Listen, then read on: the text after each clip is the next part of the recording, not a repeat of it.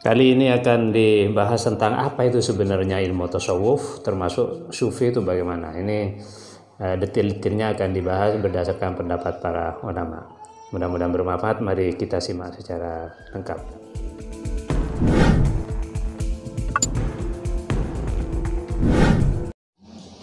Pengertian tasawuf menurut Syekhul Islam Syekh Zakaria Al-Ansari, at-tasawuf ilmun tu'rafu bi ahwalu tazkiyatin nafs wa tasfiyatil akhlaq wa ta'miridz zahir wal batin li naili sa'adah al-abadiyah. Tasawuf adalah ilmu yang dengan ilmu itu bisa diketahui keadaan pembersihan jiwa, tazkiyatun nafs, pembersihan atau pembendingan, pembersihan akhlak. Akhlak itu apa? Jamak taksir ya. Isim mufradnya akhlak itu apa? Khulukun. Ada khuluk, ada khalqun. Khalqun itu ya, penciptaan fisiknya namanya khalqun. Kalau khuluk itu innernya ya. Kalau perempuan itu ada yang disebut dengan inner beauty misalnya. Nah, innernya itu bagian dalamnya itu namanya akhlak. Jadi akhlak kita sudah bahas beberapa minggu yang lalu tentang hayatun rasihatin nafs.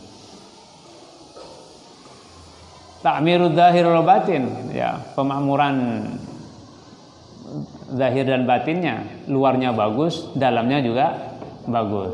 Kalau bisa kita memang makmur lahir batin memang.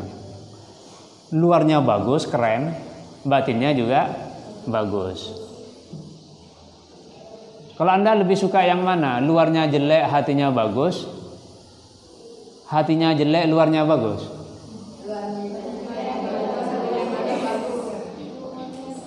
Kalau mau memilih suami misalnya, orangnya coba celeng tapi hatinya luar biasa, seperti buah manggis, kulitnya hitam tapi isinya putih. Tapi ada yang luarnya bagus, tampan tapi isinya jelek misalnya, kotor, berduri, busuk misalnya. Pilih yang mana?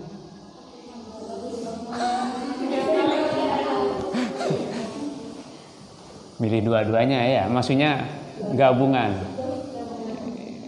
Yang luarnya bagus, hatinya bagus. Itu kira-kira kalau buah-buahan digambarkan seperti buah apa itu? Kalau di Al-Qur'an, di hadis itu digambarkan orang mukmin itu kal utrujah ya, seperti buah jeruk.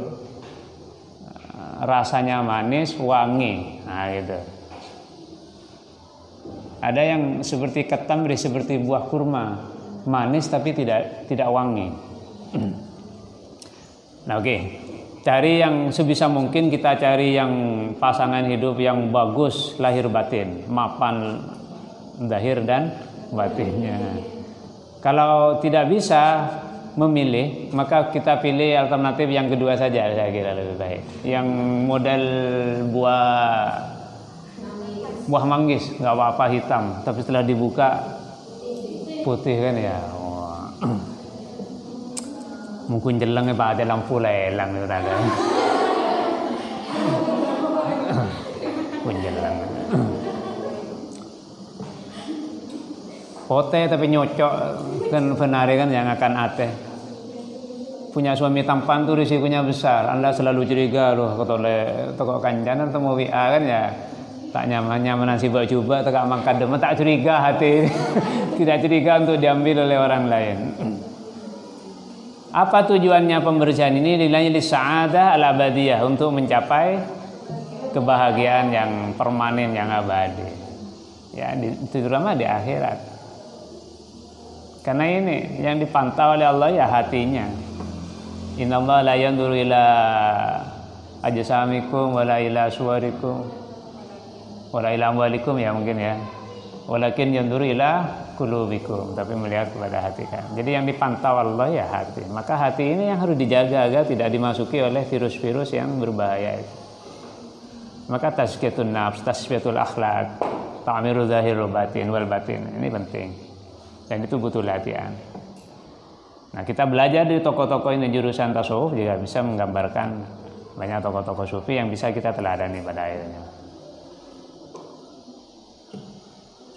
At-tasawuf hifdzul awqat wa huwa alla yutali' al-'abdu ghairu haddihi wa la yuwafiqu ghairu rabbih wa la yuqarina ghairu waqtihi.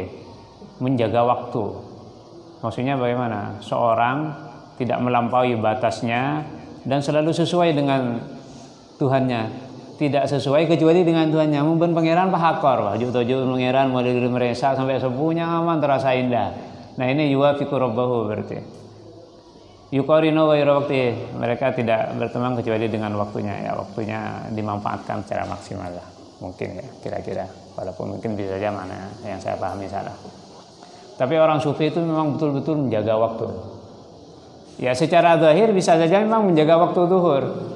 Waktu-waktu sholat misalnya dijaga itu. Dijaga itu maksudnya gimana? Dijaga. Ya dijaga. Anda sebelum adzan zuhur sudah siap di masjid. Jadi kalau mertua saya itu selalu mengatakan, jangan sampai waktu zuhur yang menunggu kita yang menunggu waktu datangnya zuhur itu. Maka kalau mertua saya itu sekitar 10 menit itu sudah di masjid sebelum adzan. 10 menit sebelum adzan lah kira-kira itu sudah duduk di masjid itu. Nah saya punya contoh kan ya. Jadi contohnya hifdzul waktu itu seperti itu. Kakek saya itu termasuk orang yang sangat menjaga waktu. Jadi sangat menjaga waktu. Jadi saya alhamdulillah bertemu dengan contoh-contoh konkretnya seperti apa. Ya, walaupun pemahamannya tentu saja bisa saja dari lebih luas dari itu yang dimaksud dengan sekedar hifdzul awqat. Menurut Syekh Muhammad Amin Al-Kurdi, at-tasawuf ilmun yurafu bi ahwalun nafs mahmudiha wa madmumiha. Ilmu yang dengan itu diketahui keadaan jiwa yang terpuji dan yang tercela. Wa kaifiyati atau kaifiyatu ya yurafu bihi kaifiyatu tathhiriha, bagaimana cara membersihkannya? Bagaimana cara membersihkan hati? Minal madmum, dari yang tercela. Ya taubat. Dan kita akan bahas nanti makom-makomnya, kita akan belajar. Ya, jadi saya berharap kita tidak sekedar belajar, tapi bagaimana mempraktekannya. Bagaimana taubat, bagaimana zuhud. Ini tathhirun minal madmum. Wa tahliyatiha bil ittisab bi mahmudiha, dan bagaimana menghiasi jiwa kita itu dengan cara bersifat dengan hal-hal yang baik. Wa kaifiyatis suluk wasyairi ilallah. Bagaimana caranya as-suluk? As-suluk itu apa? Salaka yasluku suluk apa? Berjalan, menempuh. As-suluk, as-sayr sama berjalan. Maka dalam term tasawuf itu salik ini dipakai. Jadi ada kata suluk itu perjalanan menuju Allah. Orangnya itu disebut apa? Salik. Nah, salik. Nah, makanannya itu salak. Nah, ini kalau jadi salik penempuh jalan tasawuf itu, suluk itu model perjalanannya. Nah, bagaimana caranya suluk? Nah, nanti kita akan bahas di bab tarekat. Jadi kita butuh guru agar mudah dalam perjalanan ini. Tanpa guru maka kita tersesat kemana-mana nanti. Dikira baik tapi sebenarnya tersesat. Itu kita akan bahas di bab tarekat insyaallah, mudah-mudahan sampai. Bagaimana pentingnya bertarekat? Ya, tarekat pentingnya sebenarnya di situ karena ada guru yang membimbing itu. Jadi perjalanan 1000 tahun tanpa seorang guru bisa ditempuh 1 malam jika bersama seorang guru. Anda kalau mau pergi ke gang-gang kecil di Surabaya, tidak pernah ke Surabaya, kunjungi Rono. Atau di Bali misalnya, Anda disuruh mengantarkan surat ke Bali, di gang-gang kecil di Bali, Anda berangkat. Bisa tersesat kemana-mana kan ya? Karena menduga itu benar tapi ternyata salah. Tapi kalau ada pembimbingnya, ada guide-nya, ada pemandunya, tinggal nanti gini dibarengi, naik ini sudah sampai. Yang bisa berhari-hari tersesat bisa beberapa jam sampai. Ini kalau bersama seorang guru. Nah, kaifiyatus suluk ini harus melalui bimbingan guru. Wasyairi ilallah wal firar. Tidak hanya berjalan tapi kalau bisa berlari menuju Allah. Karena kalau tidak berlari umur kita tidak cukup. Terlalu pendek umur 60 tahun itu sampai berapa misalnya. Maka dalam Al-Quran digambarkan fafirru ilallah, berlarilah kalian menuju Allah. Cik tayang santai, tak ada Pak. Oke. At-tasawuf kulluhu akhlaq. Faman zada 'alaika bil akhlaq zada 'alaika bit tasawuf. Ya, akhirnya tasawuf itu ya akhlak. Karena kita memang kemarin minggu lalu kita bahas akhlak itu ya memang hayatun rasikhah fin nafsi, keadaan jiwa. Bagaimana jiwa itu baik. Jadi jiwanya yang baik. Maka tasawuf itu ya sebenarnya akhlak. Nabi ya diutus untuk akhlak. Faman zada 'alaika bil akhlaq zada 'alaika bit tasawuf. Siapa yang mengunggulimu dengan akhlak berarti dia mengunggulimu dengan tasawuf. Kalau zada itu apa? Menambah ya. Zada yang menambah. At-tasawuf istimalu kulli khuluqin saniyyin wa tarku kulli khuluqin daniyyin. Menggunakan setiap akhlak yang terpuji. Saniyah. Saniyah ada orang bernama Saniyah. Ada mobil namanya Xenia. Itu sebenarnya akar katanya ya Saniyah ini, Xenia. Itu agak ngarap itu mungkin yang beri nama. Ya, walaupun lebih bagus yang tidak terlalu Arab. Fortuner tak itu mau jajak Arab, tapi kalau disuruh milih antara Xenia walaupun bahasa Arab artinya bagus ya pokoknya ngalah Fortuner kan ya. Walaupun mungkin agak ngarap tapi jelek artinya. Ada mobil namanya Fajiro. Itu kalau bahasa Arabnya Fajirotun, itu orang jahat tuh. Ulaika humul kafaratul fajarah. Fajarah, Fajiro itu jelek. Ya, tapi kalau untuk mobil ya, tidak apa-apa. Ada mobil yang namanya agak ngarap dan bagus artinya. Ada Karimun. Ada mobil Karimun tapi tidak terlalu banyak orang menggunakan itu. Ternyata nama tidak terlalu menggambarkan. Ada orang bernama Soleh tapi tidak terlalu soleh juga kan ya. Ada orang bernama Ribut Wahyudi tapi tak penting, ngero orang tak santai. Berarti tak hanya mah ribut, hanya mah apa tenang itu. Hani'ah misalnya ngero orang. Nah, oke. Bagian terakhir orang sufi. As-sufi man sofa qalbahu minal kadar wamtala'a minal ibar wastawa 'indahu adh-dhahab wal madar. Orang sufi itu adalah orang yang membersihkan hatinya dari kotoran, memenuhi hatinya dengan pelajaran-pelajaran yang berharga.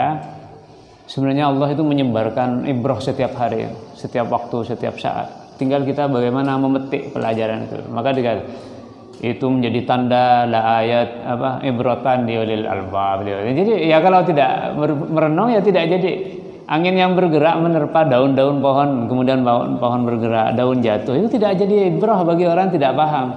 Tapi bagi orang yang paham, jatuh. Jatuhnya kemana? Kenapa butuh beberapa menit untuk sampai ke tanah? Kenapa daun itu tidak jatuh? Itu sudah kemudian dirangkaikan dengan peristiwa-peristiwa kehidupan. Bahwa dalam hidup itu juga ada kejatuhan-kejatuhan seperti itu.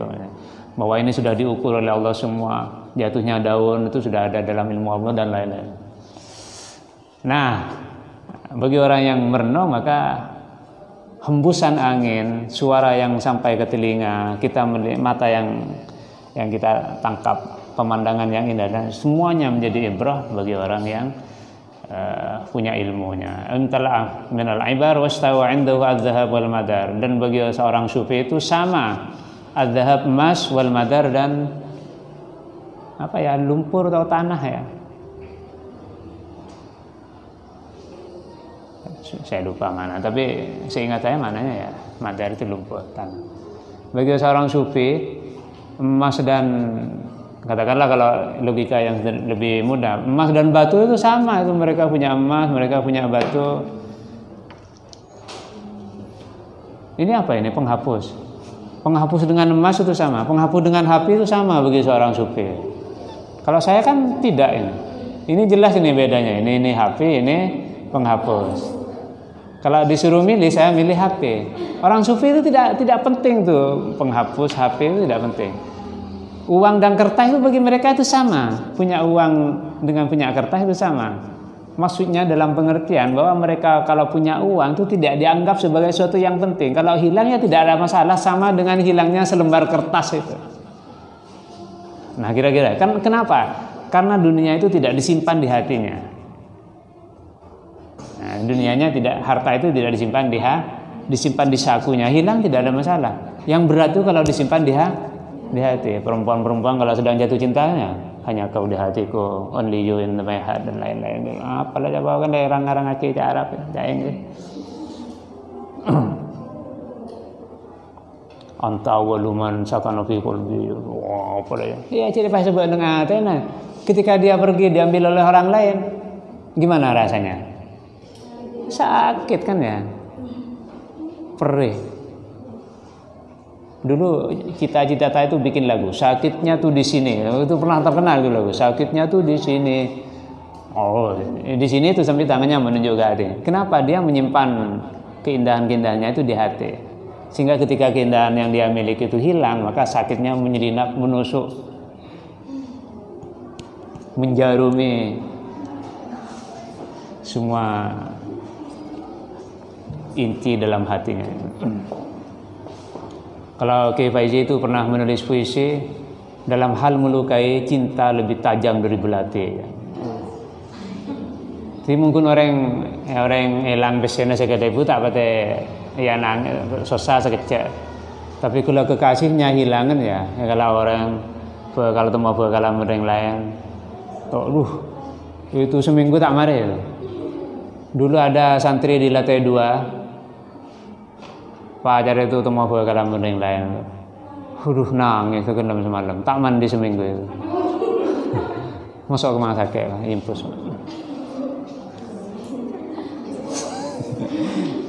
As-sufi man sofa qalbahu minal qadar wa amtala minal fikar wa anqata'a ila Allahi minal bashar wastahu 'indahu adh-dhahab wal madar. Ini sama, cuma lebih panjang sedikit. Yang kedua Syekh Mahmud Amin, yang pertama Syekh Amin Al-Qurdi.